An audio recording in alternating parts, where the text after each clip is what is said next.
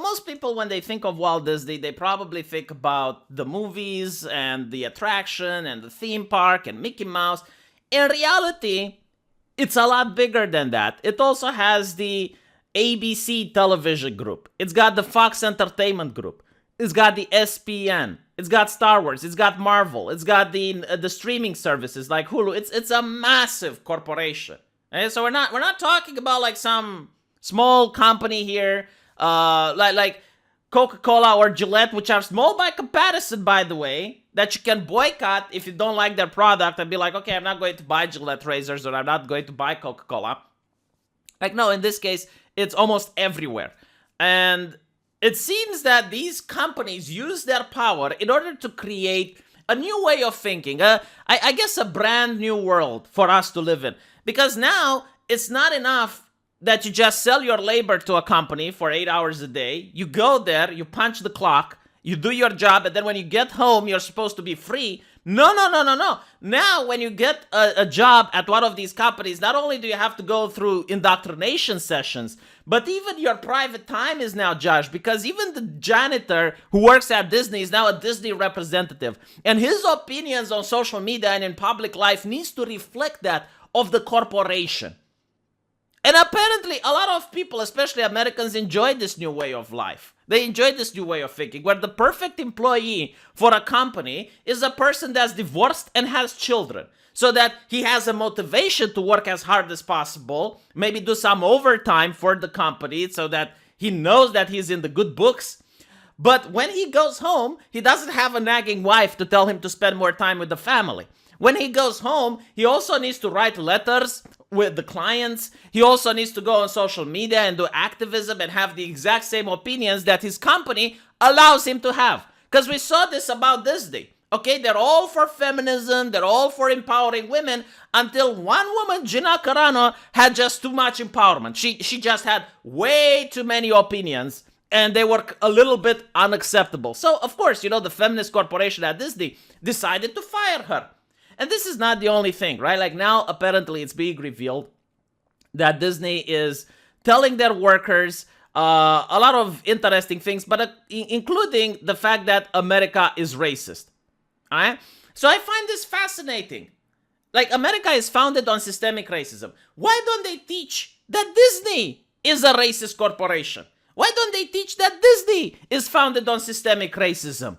Isn't that fascinating? You don't believe me? Okay, go on Google and look for the Star Wars poster for China and the Star Wars poster for the United States. Okay, this is recent. We're not talking about Wounded Knee level of shit. No. We're talking about now. Like right now. Go on Google and look for Black Panther and look at the poster for China and the poster for the United States. Try to tell me if you spot any difference. Try to tell me if you see anything. Because Disney marketing team, which apparently is not racist at all, apparently came to the conclusion that in China, if we put black people on the poster, our product doesn't sell very well. And because they're a company that really likes to push boundaries and they really like to advocate for societal change, they went like, yeah, you know what, like let's take Finn a little bit down on the poster. Let's cover up Black Panther with the mask. They're not going to mention that, are they? They keep saying, oh yes, white people have privilege, but they're never going to say Disney CEO has privilege. They're never going to say Disney shareholder has privilege. Why is that? Why is that, Disney, huh? But this is like the most infuriating thing that I have seen. Okay, like this right here is the reason that I decided to make this video. Is like looking forward, equity, not equality. And you have a couple of freeloaders that are enjoying, I guess, a soccer game or a football game without paying tickets. And the correct answer, instead of like, okay, Disney, if you're so fucking rich, why not give them money to buy the tickets like everyone else? No, the correct answer is to provide them with the opportunity so that they can watch the game for free. I mean, besides the fact that if everyone were to do this, the game wouldn't exist. Because if you want to be a professional athlete, you need money in order to support the professional athlete lifestyle. If professional athletes wouldn't get paid, then they wouldn't be able to play for a big crowd. They would probably focus on flipping burgers at McDonald's or getting another type of job. And even if they were to play for fun, they would probably play it in a back alley or somewhere where people didn't see it, you know? And I really, really despise this thing. It's like, we live in 2021. You can watch the game from your house in a television. Even the most impoverished people in 2021 have TVs. Like, when I grew up under socialist Romania, there were people that couldn't afford a television. There were houses, I'm not kidding, like I had friends who didn't have a television in their house. My grandmother would have a black and white television that when you started it, when you pressed the button, you had to wait 5 minutes for the TV to warm up before the image came on the screen. I'm not kidding. I know, like, it mind blows some people who are alive today, all right? But a color TV was something of a luxury. Nowadays, people have flat screen TVs, 2 or 3 in their house. There's no reason to go and not watch the game on TV if you really want to, okay? The correct solution, Disney, would be for the feds to go higher. Pay the fucking ticket, Disney. And you as a company, instead of doing this bullshit that doesn't do anything, you should donate money to these people, Disney. Instead of donating money to activists and NGOs and people who are already rich and have like trickle-down bureaucracy, maybe, just maybe, you should think about donating some money to the fucking poor like companies used to back in the day. You know, it's not going to get people out of poverty, but I'm telling you this, if you at least give soup to the homeless, they're going to have a warm belly that night. But if you just donate money to some activist group, maybe a lady can buy a mansion, if you know what I mean. It is so disgusting, the world we live in.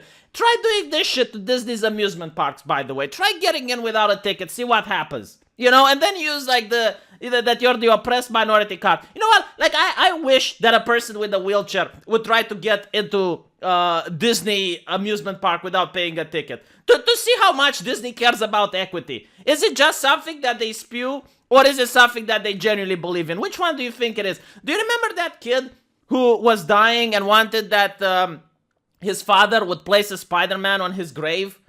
And Disney said no. Do you remember that shit? Oh yeah, I remember that shit. Yeah, Disney is all about equity and caring about the minorities and the voiceless. Man, like, this is what really disgusts me about it, okay? It's not the fact that Disney would want to end racism, is that they don't want to end racism. They literally don't. What they want to do is to pretend they do, so that people view them as a glorious company. And it's the hypocrisy at the end of the day, okay? Like, they're not going to say any negative things about China. Because every nation in the world, you know, they have their ups and downs. They have their blacks and whites. They have their parts of history that are negative.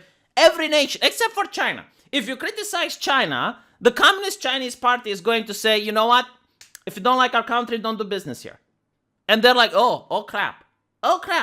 So they're never going to say anything negative. They don't have this indoctrination things to their Chinese employees. I spoke to a person that worked at Blizzard, and he said, you know what's funny, V? And I was like, well, you know, we got like all these diversity officers that are paid far more than I do, that I get to work in an open office and they get to work in a private office. They have air conditioning. Like, they work for 2 or 3 hours a day sending some emails, and then they go drink wine with the people from marketing. Yeah, they don't have that in China. Like, in China, Blizzard doesn't have any diversity trainings. Imagine that. Isn't that fascinating? Why do they want to end racism in China? I'm curious. Why is it just the US?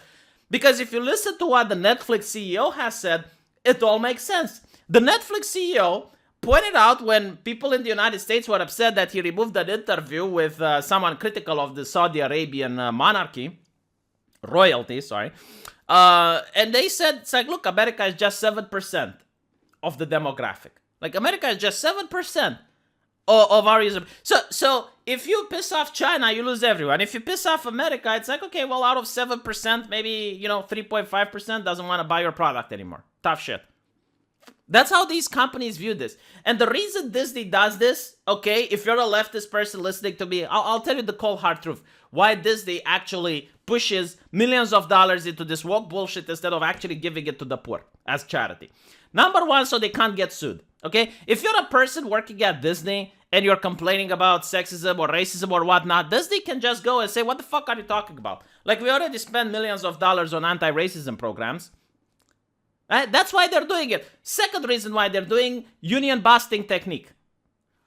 Now all of a sudden, not everyone is a Disney employee. Okay, now all of a sudden there's more types of Disney employees. There's gay Disney employees, there's straight Disney employees, there's people of color that are Disney employees, and then there's white people as Disney employees. And the message is, by the way, the reason you are being poor right now, the reason you're not being paid more, the reason the company makes you work more, isn't because the company is evil. No, it's because the other employees are out to get you. If you're a person of color, it's the white employees that are out to get you. If you're a gay person, it's the straight employees that are out to get you. So they foster this conflict. And even if you have a union, it's so that people don't unionize like it's supposed to, and the union is more like a thing that's corrupt and is just there to give lip service. But it's so that the employees don't actually join forces and do something. They do the exact same system, literally exact same system into American private prisons.